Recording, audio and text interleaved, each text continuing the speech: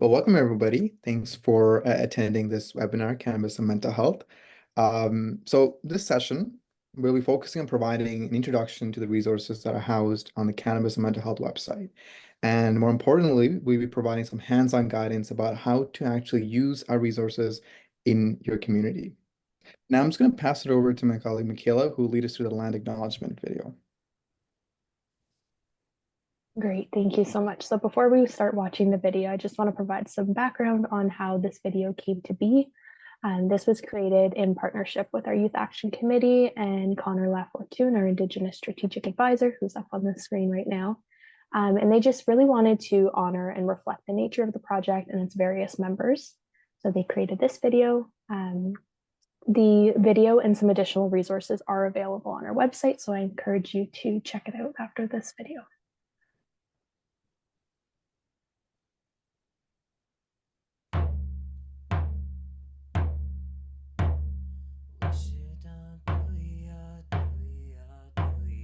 A land acknowledgement is a formal territorial acknowledgement through which we recognize the Indigenous peoples of Canada as the original custodians of the lands on Turtle Island, which was appropriated by European settlers during colonization. We must understand that there is no one right way to acknowledge the land. However, it is our responsibility to understand our positionality and privilege as settlers to become better allies. Ani bojo, nimkins indigenous oki kendan donjba benishin dondem anishna beninindao. My name is Connor Little Thunder Spirit Lafortune. I'm from Dokis First Nation and I am part of the Bird Clan. As an indigenous person, I have an inherent responsibility to honor and respect the earth. I understand that due to the nature of this national project, we are not all on the same territories. I therefore acknowledge that the lands upon which we all reside and benefit from are called Turtle Island, where hundreds of nations, customs, languages, and practices live. I acknowledge and honor Shkogmakwe, Aki, Nebe, Shkode, Awisin, and Anikobjikin. These lands have been utilized and taken care of for millennia. I acknowledge and thank all of those who have worked these lands and continue to do so in order to give me a place to reside, work, and receive schooling. I acknowledge my responsibility as a tribal and treaty member on these territories, and the responsibility of all of my relation. I acknowledge my non-Indigenous brothers, sisters, and siblings who have found their home on these sacred lands. I follow the intents stated in the Dish with One Spoon Treaty and the Treaty of Niagara to share these lands and collectively play our part in caring for her. Miigwech. A land acknowledgement is the first step. As settlers on this land, we are all treaty signers and occupiers of unceded territories, who often benefit to this day from the structures and practices of colonialism, and are therefore responsible and accountable for the violence that Indigenous people face. Allyship is a continuous process, one you earn from the communities you stand in solidarity with through your actions and commitment. We can recommit to being better allies through continuous efforts in the Truths to Reconciliation process of the Indigenous people's history. And we can stand in solidarity with them, which should begin by listening to the various Indigenous voices and their efforts in indigenizing their lands, communities, and history.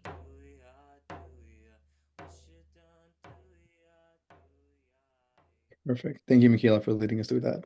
So it was nice to start a workshop or webinar with that video. Now, in terms of our team, we are a national project. We are led by our Diverse Youth Action Committee and supported by our leadership team of scientific advisors, strategic advisors, project management from across Canada. And as we go through today's workshop, you'll hear from various members of our team, and we'll take this opportunity to introduce ourselves more formally. I'll start with myself. My name is Vijay Raj. I'm the outreach coordinator for the Cannabis and Mental Health projects, and I use pronouns he, him. I'll pass it over to Michaela. Thank you, Vijay. Hi, everyone. Thanks so much for joining today. My name is Michaela, and I'm the research lead with the project, and I use she, her pronoun. Pass it over to Kia. Hello, everyone. Thank you for listening in. My name is Kia, and I'm a strategic advisor with the Cannabis and Mental Health Project, and I use she, they pronouns. I will pass it on to Carmen. Hi, everyone. My name is Carmen. I use they, them pronouns, and I am the Youth Engagement Advisor for the project, and I will pass it over to Nikki. Thank you. Hi, everyone. I'm Nikki Pankratz. I am a strategic advisor for the project, and I use she, her pronouns. Thank you. Perfect. Thank you, everyone. Next slide, please. So in terms of today's learning objective, or excuse me, in terms of today's or this webinar's learning objectives, we hope that from today's session you get a better understanding on how to use a resource in your community. In terms of our project's overarching objectives, number one is for you to gain the ability to feel more comfortable having open and balanced conversations. Number two, supporting youth in making informed decisions about their cannabis use and mental health. And number three is promote help seeking for those who may be concerned about their own or friend or family members' mental health or cannabis use. Now I'll pass it over to Mikhail, who will lead us through the history of the project. Thanks, CJ. So to provide a bit of background on who we are and how we've gotten to this point, I'm just going to run you through quickly the history of our project.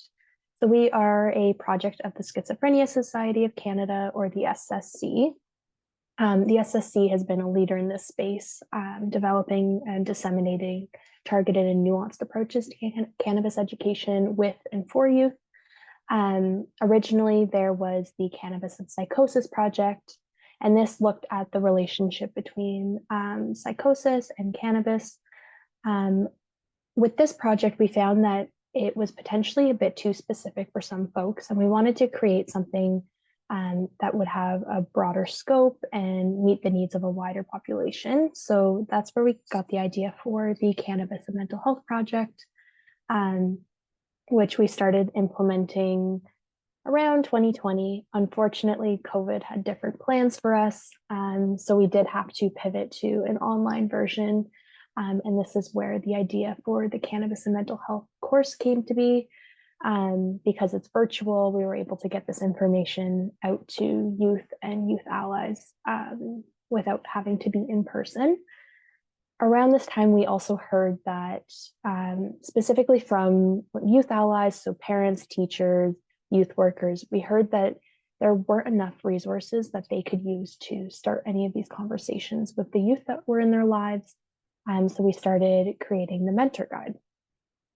We're going to touch on these two resources shortly, but that's just how they came to be. And then right now, we have created these two resources, and we're just working on getting all of the resources that we have out into community and into the hands of as many youth as possible. So why is this important? We know that an abstinence-based education doesn't work for everyone, and instead we need to be rooted in harm reduction and anti-oppressive frameworks and really rely on evidence-based approaches. This includes creating a non-stigmatizing environment and ensuring that we're not judging anyone. This can really allow for some beautiful conversations where we can learn from one another, and each person has their own perspective. So it's great that we could safely share our experiences and learn from one another in that way. A lot of our work does center lived experience, so we try to include that in any of the resources that we include and create, and we do this with the youth that we work with through the Youth Action Committee, as well as a lot of our leadership team are youth themselves. So moving on, in terms of the evidence, this section is kind of twofold. We have heard from a national perspective through the legislative review of the Cannabis Act that young people have the highest cannabis use compared to older populations. And this isn't just in Canada. We see this trend globally as well. Canada does have one of the highest youth cannabis use rates. And this kind of tags along with the idea that youth themselves have said that there is not enough reliable and unbiased information that is tailored specifically to them and accessible. So here at the Cannabis and Mental Health Project, we really aim to ensure that our resources are accessible, that they are co-designed with youth so they meet their specific needs, as well as are accessible to them. The other section of this evidence, I guess, would be from any of the folks that have engaged with our resources. So through our course experience survey, as well as our website experience survey, we have heard that 89.2% of participants have found that our resources have helped them answer any of the questions that they may have when it comes to cannabis and mental health. And then 80.5% have said that they have learned more about how to minimize any risks that may be associated with cannabis use should they use to use. So moving on to the course, I'm going to pass it over to Kia and she'll do the walkthrough for us. Awesome. Thank you so much, Michaela. So this is what the course looks like once you've logged in and registered. So it starts with that amazing land acknowledgement video that VJ Michaela showed us. And then it breaks it down into the 4 modules. So in module 1, we have the basics. And in this module, we explore the basics around what is cannabis and what is mental health. Throughout the course, we have so many different styles of videos and interactive activities, just really understanding that young people and those working with them have different learning styles. So the video that we have open here, I guess this is one of the later videos. So we'll start up. Maybe we'll take a look at like, what does mental health mean to you, just very briefly. So this video was made with our teen advisory committee, which is comprised of teens across Canada that really helped us inform the content in the course. So we'll just play like a little 20 seconds of this.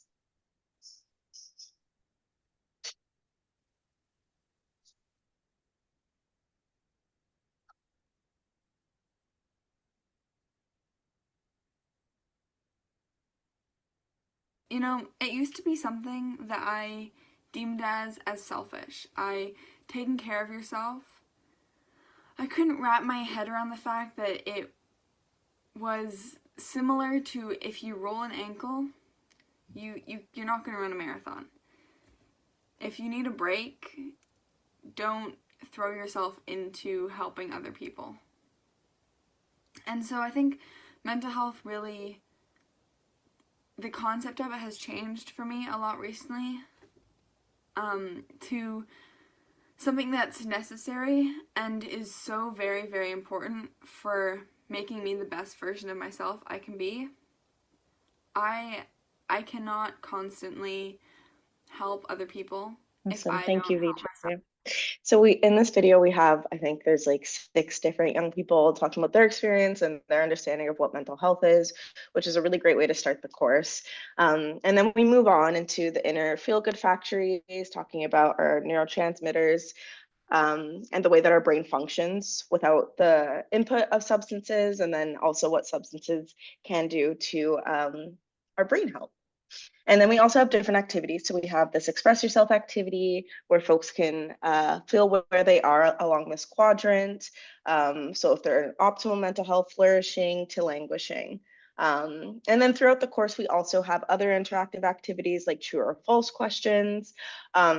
Really finding ways to gamify knowledge seems to be a really effective and impactful way of engaging with young people. So we have true or false throughout the course, as well as reflection activities. We understand that as we move on throughout the modules, we're introducing concepts to folks that might be newer to them or might be difficult, or they just might need more time to process. So we've implemented these reflection activities where they can take a break and reflect on everything that they've learned. And then in mod 2, exploring the link. So here we really explore that bi-directional relationship between cannabis and mental health. We know that cannabis can impact your mental health and that your mental health can also impact your relationship with cannabis. So that's something that we really talk about in mod 2.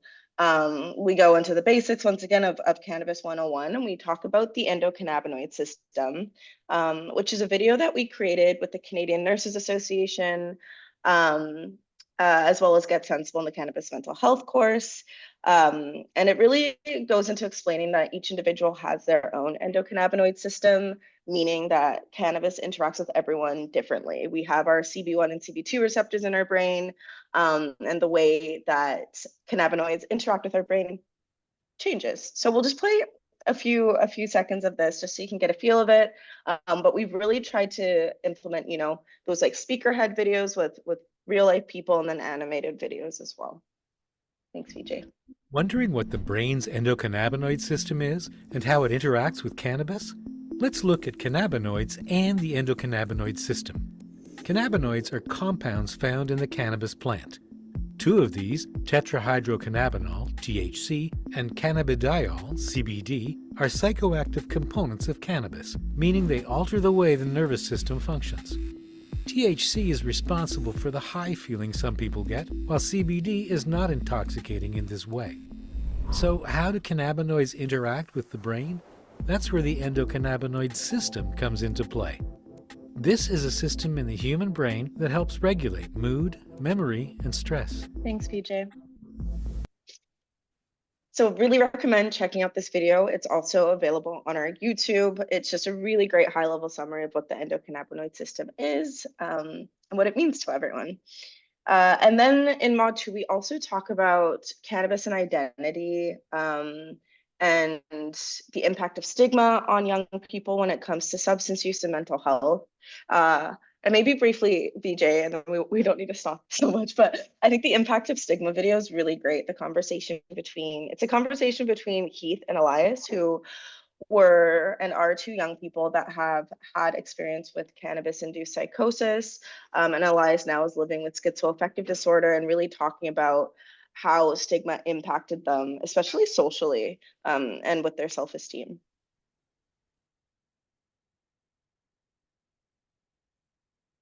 When I heard you talk about stigma, actually, that really resonated with me, especially when you're like up on in front of all the people. Like it was really cool because you put it in a way that like really resonated with me, that you broke it down into like all the different parts. So not just like internalized stigma, not just like stigma from your peer group, not just stigma from like the other people around you, but like societal stigma too, and like the propagation of all of that through like different sources of like things that we like ingest is the wrong word, consume, yeah, media, just like interactions, like so many little ways that it kind of like permeates. And yeah, because it starts like kind of systemically, and then it's like societally, and then it's interpersonally, and then all of a sudden it's like this deeply rooted stigma that you have against yourself because you're like, well, I guess all I am is a stoner, right? Like, and then you really stop caring about school, and then you really stop caring about sports or theater or art or anything because you're like, well, I guess I'm just gonna go smoke weed because that's all anyone expects from me. Yeah, I was Thanks, actually on the national team for fence. So you'll see Heath and Elias kind of featured throughout the course. They had a couple interviews with one another, and it's really cool to just have young people take control of the conversation and learn from each other. And then as well, it's really important to touch on in Mod 2, we also discuss what is psychosis, understanding that there is a relationship between cannabis use and psychosis, and also a really common question that comes up, especially for young people, is can you become addicted to cannabis? And if so, what does the road to recovery look like? And how do I identify if someone I love or if I myself are struggling with a cannabis use disorder? And then in Mod 3, the legal and social issues. So the way I like to frame it is harm reduction goes just beyond the physical. Obviously, in this course and with our resources, we do like to discuss ways to prevent harms around substance use, especially cannabis use, physically, but also mentally. And in Mod 3, we talk about the social issues. So harm reduction socially, recognizing the impact and legacy that the war on drugs has left on marginalized communities, like Black, Indigenous communities, and communities with different socioeconomic backgrounds, and finding ways to repair those fraught relationships and the harms done. So in Mod 3, we really talk about the history of cannabis legalization, what prohibition means, understanding that a lot of drugs have been prohibited for only under like 200 years, some of them 100 years. So really understanding like prohibition is a younger type of practice, especially in North America. And then, yeah, the legal and social context around that. We discussed the Cannabis Act, why cannabis did decide to legalize back in October 18th, 2018, and the costs and harms of that. But VJ, maybe if you just want to pick like, I mean, the Cannabis Act video is great, and the impact of the war on drugs is also a great video, just so that folks get a feel.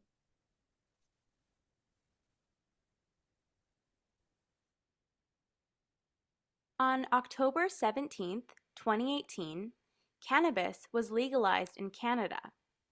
The Cannabis Act is the set of government rules around growing, selling, and using cannabis.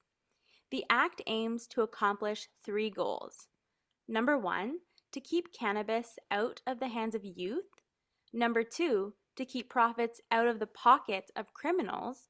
And number 3, to protect public health and safety by allowing adults access to legal cannabis. Adults in Canada are allowed to grow. And I'd also like to mention something that Michaela brought up is that this year the legislative review did occur in Canada. Recognize that it's been, I think 5 years since legalization. I can't do quick math. And so there's been amendments to the Cannabis Act, and also recognize that the Cannabis Act is federal and that there's different laws that are implemented on a provincial level. So in this module, we also talk about the legal age of consuming and procuring cannabis, and really helping young people kind of navigate that. For instance, in BC, where I'm from, the legal age is 19, whereas in Quebec, it's 21. So we really want young people to know what their rights are when it comes to cannabis as well. And then in Mod 4, putting it into practice, here we really leave folks with more of the tangible outcomes and practices from the course. So we have a lot of harm reduction tips here, ways to reduce harms around cannabis use, also ways to just understand how to have conversations around cannabis with peers or your parents, and as well as like risks for underage youth. And then we also have activities that have been created by some of our Youth Action Committee members. So we have Finding Your Path to Balance, which is really, really lovely, and A Mindful Landscape, which is it's a meditative video created by Leif Harris, who is a YAC member, and he guides you through this really beautiful meditative practice. And then as well, What Does Spirituality Mean to Me, which is created by Connor Lafortune. We really take like a holistic approach when it comes to this course and when it comes to the harm reduction practices that we're implementing, understanding that spiritual wellness is really, really crucial to someone's overall wellness. So implementing those activities of mindfulness is really important to this course. And then, of course, once again, we have quizzes and reflection activities as well. Wondering if we should take a look at Cannabis Corner, though, in Mindbox. And I'd also like to mention, and it's probably been mentioned before, that once someone has completed the course, they get a certificate that can be shared on their LinkedIn or shared on their CV as well, which is great. So as we were making the course, we went through many iterations of it. A lot of young people helped inform this course, and we wanted to really make sure that it was under this 90-minute to 2-hour timeline, just for attention span, and for teachers or youth workers to be able to work with this course in a time span that kind of made sense for their programming. So that's where Cannabis Corner and Mindbox was created. Here we have more information on cannabis. So we have a really great one on, you can see the endocannabinoid systems there again, it's a really important one. But we have one on legal packaging. So this is for youth that are of legal age. And Kira guides folks through ways of understanding and demystifying the cannabis labels that you'll find on some cannabis packaging, because it can be quite complicated. So that's a really great video. And then how and why people's relationship with cannabis also can change over time, and then ways to help yourself and others who might be struggling with cannabis use disorder. And then in Mindbox, here we have activities for folks, and we go over what mental health means to you again. But we have this really lovely conversation, if I'm not mistaken, between I'm Elias. I'm part of yeah, the there it is. That was perfect. So this is between Elias and his mom, and they're talking about how they've navigated their relationship with his diagnosis of schizoaffective disorder.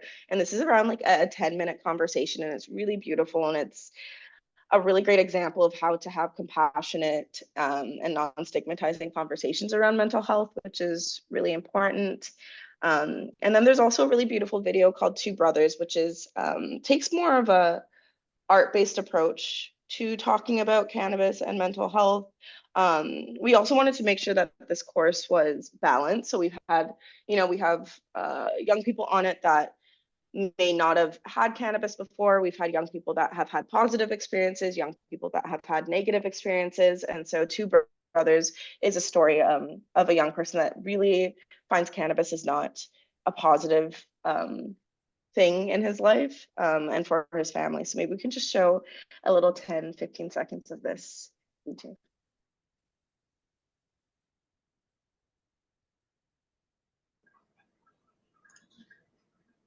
What would my life look like without cannabis? My counselor asked me this 3 years ago, bro. Remember Z? And all the pot we moved from back in the West End? I wonder what we would have done otherwise. Mom would probably be happy. She hates pot. But Dad wouldn't want us again. Bad for business. Maybe it's a silly question, but man, it got me thinking, what would we have done? I would have probably had a childhood and adolescence. It's not what I mean, it's just that's what you gave me to cope. I hate this stuff, and I love it. The luring drop brings into my lungs, and deliverance of smoke, raise a cloud. But that's how my mind feels, Simon. It's clouded. Cannabis.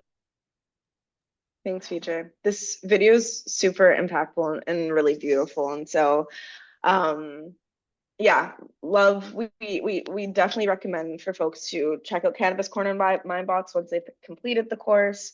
And yeah, I just love a lot of the like more personal stories that are shared throughout. But I'll pause there to see if anyone else wants to add any information about the course.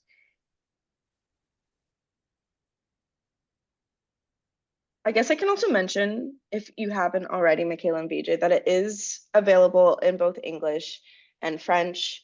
And it's also available, you know, you can have it on your computer, but you can also have it on your cell phone. So we just wanted it to be as accessible to young people as possible. Thank you.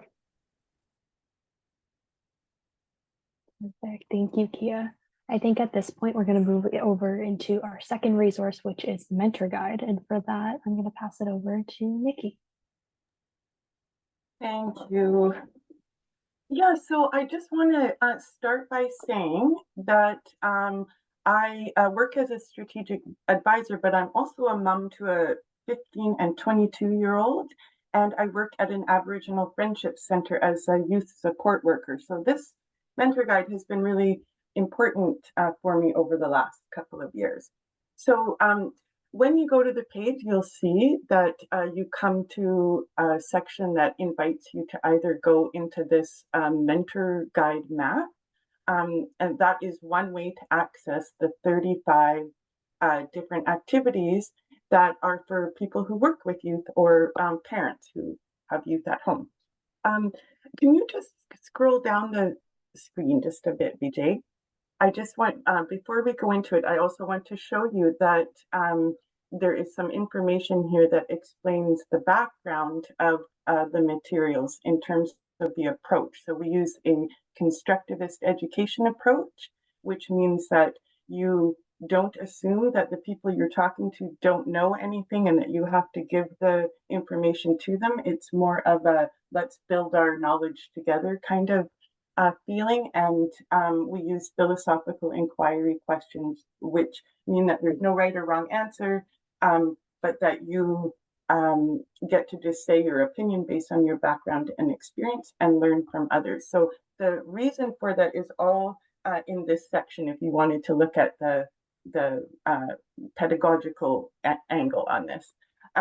If you keep going down, sorry, you'll see that there is also this video that explains how to navigate the mentor guide. So if what I'm saying does not make sense, please, I invite you to take a look at this video that explains it. But let's go up to the top and go into the 35 pieces. This is the easiest way for me because it's all lined up. But what you'll find is a collection of categories. So the first one is videos that come from the course or Mindbox and Cannabis Corner. We have songs that aim to start conversations. We have stories and poems. We have deep thoughts, which is more on the science side of things and spirituality. We have some worksheets that are self-explanatory that you can give to youth and then debrief with them after. And then on the move, this section requires either physical movement, going outside, moving furniture around, something like that. So, and just while we're here, you will see that we have title, theme, and then mental health or substance use as categories. So what this means is that you will be able to decide if you only want to talk about mental health issues or only want to talk about substance use or both. You kind of have a choice here. And you can also see what type of youth-related theme is discussed in each piece, but there are also many more. These are, it's nice to think of these 35 ideas as sort of like the sparking conversation that leads into perhaps inviting a youth to take the course or doing the course with the youth, doing it together. So these are just conversation starters for the most part, but they can be packaged up into a workshop or other things. So let's take a look. Let's start with a song. If you don't mind going up to the top, BJ. We'll just quickly show you one of these and one other activity. Let's go to Ramble On. This is a Led Zeppelin song. I've used this many times with youth of different ages. And so, and surprisingly, even this weekend, I was with some youth who were like hardcore rockers and they love Led Zeppelin. So what you'll come to is a link to the video and then a little bit of an explanation about what the main themes are. And then you'll see handouts, facilitator and participant. So if you open up, you can open up any one of them. Thank you, BJ. The facilitator piece. What you'll find is the lyrics of the song and then some instructions about how to do an activity or a set of activities. So in this case, the idea is listening to the song, and then we have pulled out issues around setting goals or pursuing goals, and then also coping with disappointment. These are two things that come up in the song. And this is the one song in our collection that brings up issues around both substance use and mental health. And then if you go right to the bottom, you'll see that there is an invitation to always get the youth to pick a song that means something to them. So really, these are just to start the conversation, but inside, I usually am doing it just to find out what the youth actually listens to and then continuing the conversation from their angle. Can we go down now to On the Move section? Oh, yes. We'll show you one more. This is another activity that we've done many times in different settings. We have if you open it up, yes, you will see again, in this case, we do have a video of youth at a university, in this case, doing the activity. Even though this activity guide was more directed toward people who work with 12 to 18-year-olds, it's suitable for that. But of course, with philosophy and talking about meaningful things, any age is appropriate. So I on the weekend, for example, did this activity with youth 13 to 24. So we had quite a large group. And I'll just point out, if you can just scroll down a little bit more, I forgot to mention, BJ, about the fact that all of the activity steps are also online. So if you only had your phone with you, you could still, or your laptop, you could still access everything. You don't need to use paper at all if you don't want to. It's just helpful sometimes if it's literacy related stuff you're doing, or group work and you set them off into different places. It's nice to have paper.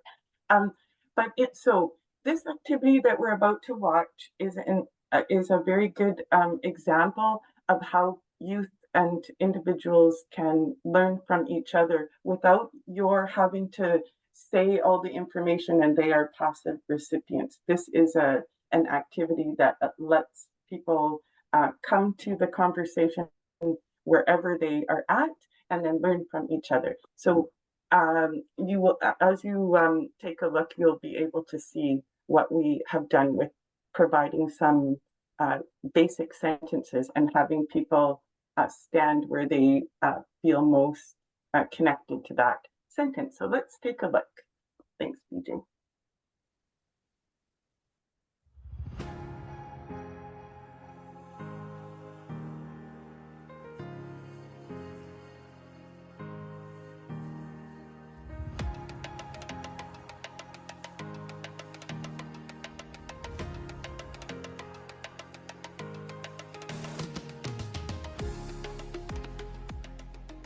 People should avoid using cannabis until they are 25 years of age or older.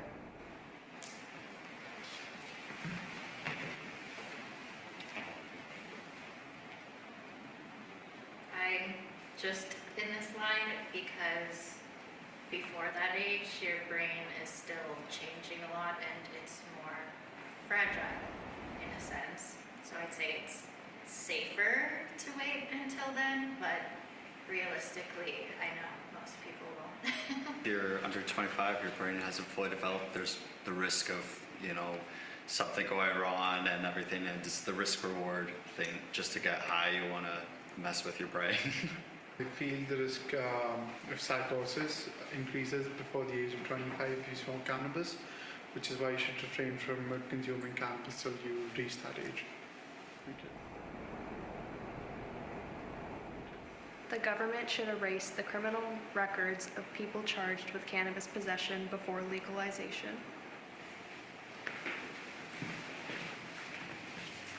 I definitely think that records should be erased for just holding, especially because people of color have been disproportionately affected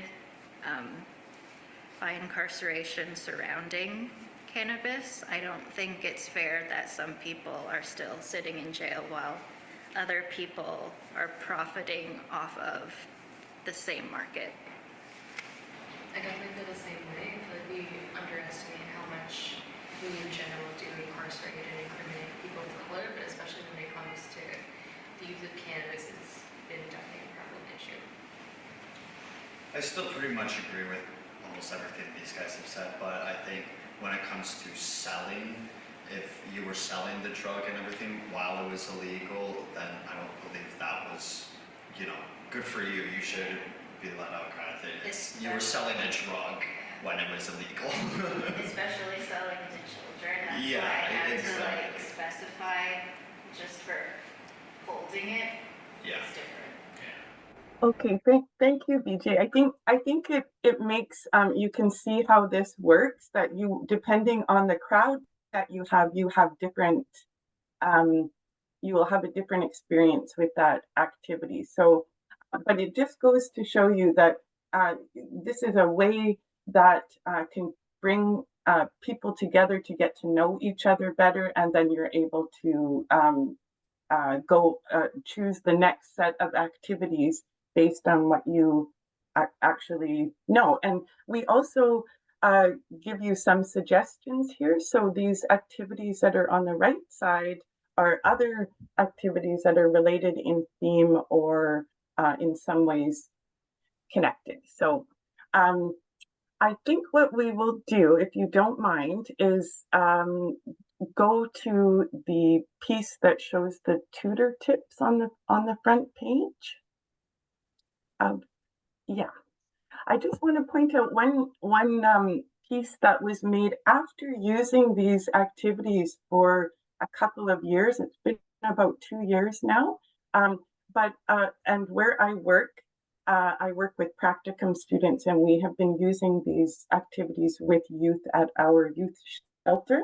They come from all over the island, different socioeconomic backgrounds and ethnicities. It's a very diverse crowd. But after working with them, we came up with this sort of set of tips, especially relevant to when you're working one-on-one with youth and these materials. So we just learned a few things and put them together about being respectful to the youth in this conversation, how to make sure it's an egalitarian conversation, and of sharing perspectives and getting to know folks. And so please take a look at this if you're interested. So I just wanted to say that in my case, I've been using a combination of stakeholders in the community. So working with the school district, working with Island Health, working with the Ministry of Children and Family Development, and we all have similar youth in common.